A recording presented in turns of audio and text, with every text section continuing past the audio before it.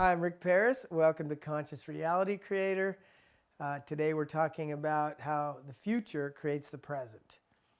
And this concept is, at first, most people don't understand that at all, because most people are either, they constantly live in the past, or if anything, they might be in the now. But rarely are they living in the now, utilizing the future properly. If you repeat a pattern more than once, you're living in the past, because you're accessing a way of being and you're trying to recreate it, or you're recreating some form of that in the now. And if you're repeating a pattern, that means I have to access from what was known, where the future is free of that. The nature is always stepping forward and synthesizing. Nature doesn't duplicate. There's a saying, and I love it. It's, no man ever steps in the same river twice. And you can't, right? Because you're always different, and so is the environment. But if you live in the past, you're constantly confronted with the same thing again and again and again. Now, when I say past, what I mean by past is, the past is a way of thinking, because you really don't have a past unless I ask you a question and then you have to remember and then you give it to me. And as many people know, when you repeat a story like 10 years ago, you and your sister did X, and you start telling the story and they're like, that didn't happen that way at all. It happened like this. Because you both changed since that instance and you both are remembering it different. So you're both different people today trying to pull something up. And so it's really a remembrance. Remembrance in Latin means to go back and put together. So a memory is really just reimagining on the spot about something. But it doesn't really exist. It's just you putting it back together again. The future is free of that. One of the gifts of being a human being is the ability to have an expectation in the future. And in order to motivate me towards my expectation now. So the future is the source of all motivation. If you have a chronic illness or you're just older, the future becomes more and more important, because the future is the source of all healing. Anybody who is sick or has a chronic illness, if they lose touch with the fact that they could be healed, they usually die. They die because I'm just never going to get better. It's too long of a road, it's too hard, and so they lose their touch with the future. Same with old age. If you stop imagining who you're going to be or what you're going to do tomorrow, because, well, I could die any minute, and then death catches up to you because you stop imagining anything else. So longevity has to do with making sure you're connected to the future. Now, this isn't about living in the future. This is about being motivated out of the future. And that's a very key point to understand, because the future is the source of all motivation. If you happen to be hungry, and if you just want to be in the now, you could just sit there and be hungry. I'm just noticing how hungry I am, and I'm hungry, and yes, I'm hungry, and it's okay that I'm hungry, and you're going to be all focused. But when you really want to satiate that hunger, you're going to imagine going to the refrigerator, you're going to imagine going to the grocery store, and then you're going to get up and be motivated in the direction that I imagined myself going in order to satiate that emotion. So the future is motivating me now. So it's very important in conscious reality creation to start utilizing the power that the future has. The power of the future is a magnet toward your preferences. So if I'm working in the future, let's say I want to lose weight, and if I imagine myself thinner, I'm going to have a whole course of belief constructs in between me and that thin person. I'm going to be like, well, I have to exercise, I have to eat less, I have to stop eating a pint of Ben & Jerry's every night, and you'll have all these things that are beliefs in order to get me to that point. But it's the future motivating the movement of that. Now, combined with the future and understanding that everything's beliefs, I could actually lose weight without having to do any of those things. I don't have to go to the gym. I don't have to eat less. I have to change the function of losing weight. Like understand, wow, I have a lot of beliefs. No wonder I'm heavy, because I have a lot of beliefs that I'm just not willing to do. A lot of people have read Eckhart Tolle, and Eckhart Tolle is saying, no, it's all now, it's right now, it's only now. There's nothing else but now. And that's only half true. There's now, I function in the now against the future, creates the motivation now against the backdrop of where I came from. So you're really operating in 3 dimensions at once, 3 different positions at once, but out of all those positions, the future is the most powerful position. And powerful because it enables me the ability to respond to preference. Because in the future, I could say, this is what's motivating this now. This idea, this ideal, or this life, or this love, or this thing that I'm wanting in the future is going to enable me, because what's going to happen is if you have a dream in the future and you start acting on it now, the very first thing that's going to come out of the reality are your limitations that you're going to have to deal with. And so that's how you navigate conscious reality creation. I come from a place of preference. I come from a high emotional state, a quality emotional state that's easy for me to get into. This now moment doesn't even exist without a future. The truth is, no human being can exist without expectation. Even if you say, I'm not having any expectations for this situation at all, you can still say, in expectation of what? Well, I didn't want to have any expectation because I didn't want to be upset that it didn't work out the way I wanted it to. So you're trying to circumvent a feeling that you're afraid you're going to have. So you're living in the past.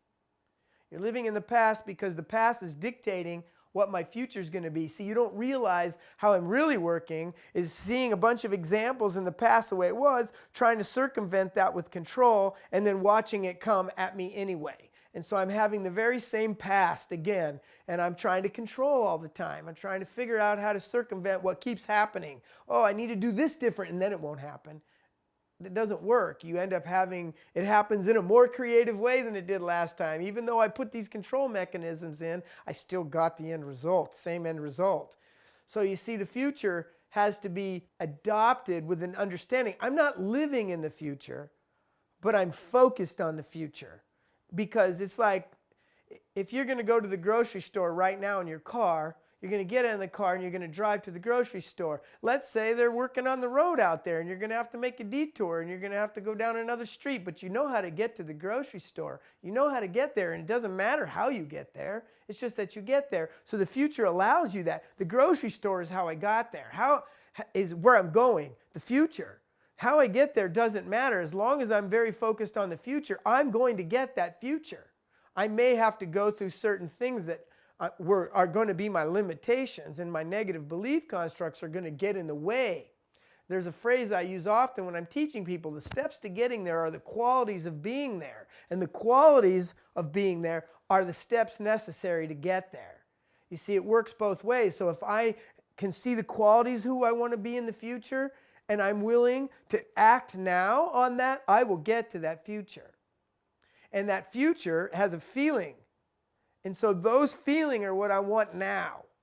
And so what I'm doing is I'm actually creating feelings in the future and then acting in that direction now. And that's the motivation. That's how I get there. And that's how I don't do it with the past. Now, if I see myself create the same thing again, then what you're doing is saying, I actually have an expectation that this is going to happen.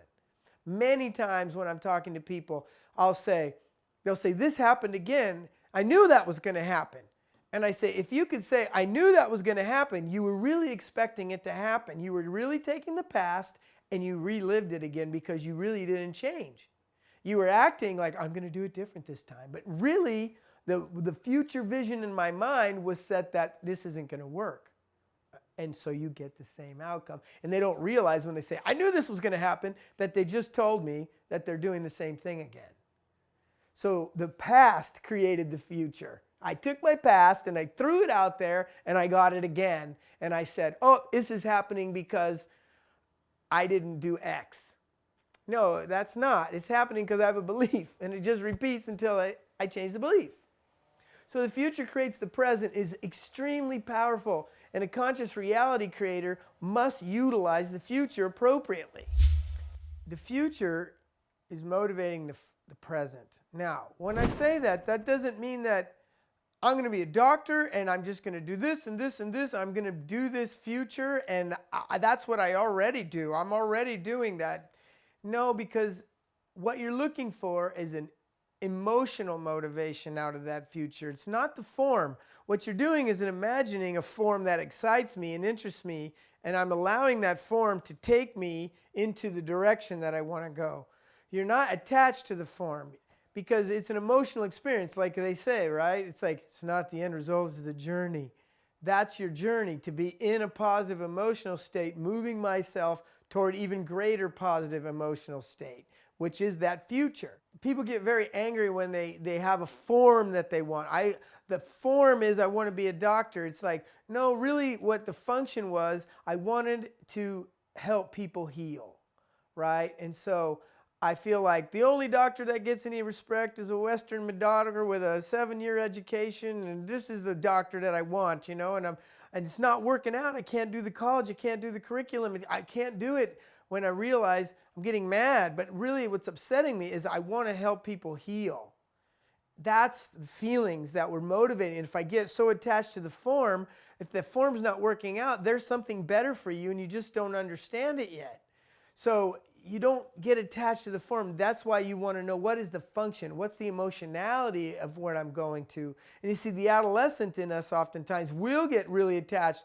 That's cool. I want to be a doctor that does this, and I want to do brain surgery on people, and because it's super cool, and everybody will respect me if I'm a brain surgeon, you know. And so that's what I want. I'm going to be a brain surgeon. And they go after a brain surgeon, and all of a sudden they don't have the hands for it, or they don't have something else, and they try to force themselves into getting the hand, and they're not having a good time because they're not really going out of the emotionality of what inspired me to be a doctor in the first place. And so when you're coming from a set of values as a spiritual adult, as we teach, now I know why I'm going, and I'm allowing the form to give me the very best form to express myself in. So I'm not attached to the form. I'm attached to, I want to help people, and how am I going to get there? That's what you're doing. You're not controlling yourself for the future. You're allowing the future to motivate me. It's a power. The power is, by definition, one's ability to respond. And so the future is a power that I utilize now. One of the primary reasons you want to utilize the future properly is, if you want to break those tape loops that you keep running, you have to have a way to see them. And if I'm always in a loop, how am I going to have the capacity to recognize the loop? Well, that happens when you focus on the future. When you focus on what I want in the future, and I act now, and that future is exciting to me, and it's filled with hope and emotion and joy, that the minute that loop comes in, I'm going to have a way to recognize, wow, I'm going back. Why am I going back to this loop? So the future creating the present is one of the ways for you to find that tape loop, to find that negative belief construct that's inhibiting me right now. Because the minute you're going for what you love, that stuff's going to come right in. But now I have a way to recognize it because I'm established in another position. One of the main aspects that you have to learn to develop and take on in conscious reality creation is to be a feeling-based creator rather than a logic and reason thinker. Because most people make decisions based on, well, this is a good idea, well, there's a benefit, here's a con, here's a benefit, here's a con, there's more benefits than cons here, I think that's a good decision. Right? But you never really feel good in the decision because you analyze the decision. You never really understood what I'm going to feel like. Why we get into so many situations where in the end we really don't feel that good, because we're not making decisions at the beginning based on feelings. This is a way to become a feeling-based person rather than an intellect-based person. Now, that's not to say we're getting rid of our intellect. We're utilizing them in the proper balance. Because in reality creation, conscious reality creation, you are utilizing your emotional center first and aligning my thoughts to increase the emotional significance into what I'm wanting. And that back and forth is what takes you where you're going, rather than, that's a good way, I think I like it, or no, you know what? No, you don't. Thinking your way through a situation seldom creates a fulfilling environment. It's emotions that create what is fulfillment, not form. So this moves you into understanding that your life and fulfilling experience is an emotional-based experience. Once you can implement this way of the future creates the present, you have now adopted a way to actually let go of control. Because I'll say this now, there's 3 things you lose in your life. Valuable, valuable things when you're in control. I have to give up love. You can't be loving and control at the same time. You can't be creative and control at the same time. And you can't be free. So by utilizing this is your path to getting freedom in your life again. To open up, to let go of control and be more free. More free than that one thing, more free than maybe you've ever been before.